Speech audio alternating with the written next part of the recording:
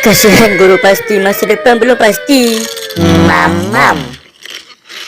Pihak berkuasa dilaporkan memberi perhatian kepada rangkaian tadika dan sekolah PAS berhubung pertikaian gaji yang didakwa melibatkan guru-gurunya. Menurut memo dari Jabatan Tenaga Kerja Semenanjung Malaysia JTKSM, semua cawangan pejabat itu telah ditugaskan untuk memeriksa Pusat Asuhan Tunas Islam atau lebih dikenali sebagai PASTI serta Sekolah Rendah Teras Islam, Seriti dan Sekolah Menengah Integrasi Teras Islam, SMITI. Langkah itu dikatakan dibuat ini bagi menentukan status pekerjaan guru dan kaki tangan di institusi pendidikan yang dipayungi parti PAS atau lebih khusus sayap pemuda parti itu. Institut-institut terbabit tidak didaftarkan secara sah sebagai sekolah, taman asuhan kanak-kanak maupun tadika.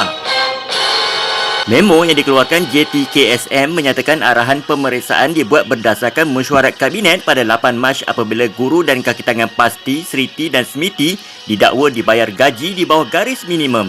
Dokumen tersebut dikongsi secara meluas di media sosial semalam oleh akaun media sosial yang bernama Hak Pasti. Akaun tersebut berusaha membela hak-hak guru PASTI sejak 2020 dengan fokus utama diberikan kepada aspek pembayaran gaji.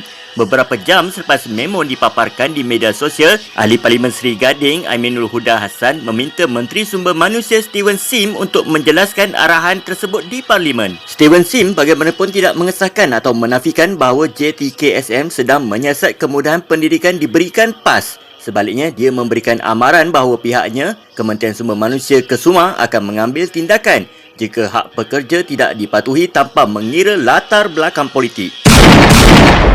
Iaitu tidak ada penting parti politik mana, DAP ataupun PAS, semua mesti patuh kepada undang-undang. Kita di Kesuma tidak akan berkelom-kelomi, tidak kira siapa anda, swasta atau kerajaan, parti politik atau tidak, Kesuma akan mengambil tindakan jika hak pekerja tidak ada dipatuhi. Sulah ala faham Kalau salah faham, lu boleh pergi mati. Ayah, ini sekali itu admin kasih tambah. You serious? Jadi itu anda jika tidak bersalah, jangan takut. Kami di kementerian akan pasti membantu punya.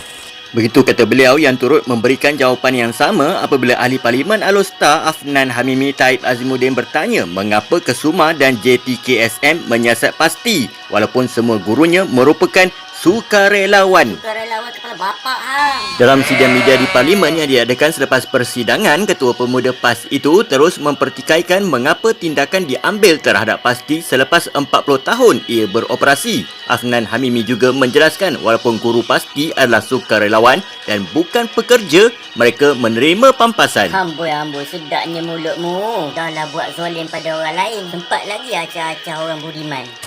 Walaupun mereka mengajar secara sukarela kepada anak-anak ahli dan penyokong-penyokong PAS, mereka diberikan allowance dalam bentuk wang untuk menampung kos makanan dan perjalanan mereka. Bayaran yang diberikan ditanggung oleh bahagian-bahagian dan cawangan-cawangan PAS berdasarkan kemampuan mereka. Guru-guru PASTI ini dibenarkan untuk tidak hadir untuk tugas mereka dan cawangan PAS akan dimaklumkan untuk mencari ahli lain yang berkesempatan untuk mengambil tugas mereka tersebut. Begitu penerangan beliau yang dilihat seolah-olah menegakkan benang yang basah. Lidah berbelit-belit, bak biawak, muka bertalam dua. Apabila peruntukan kawasan bagi ahli pembangkang tidak diberikan, mereka melalak-lalak sebagai orang yang paling tersakiti. Ironinya pula apabila isu yang hampir sama berlaku kepada guru-guru PASTI, mereka berkata itu adalah sukarelawan yang mana menerima bayaran pampasan. Kali ini mereka beracah-acah pula seolah-olah menjadi wira yang paling sakti. Mam. Sementara itu, Afnan Hamimi yang dilihat bermuka tebar, berlidah bebal berkata Pertubuhan Keselamatan Sosial SOSO telah memberi kelulusan kepada guru-guru PASTI untuk membuat sumbangan di bawah skim perlindungan pekerja individu pada 7 Mac.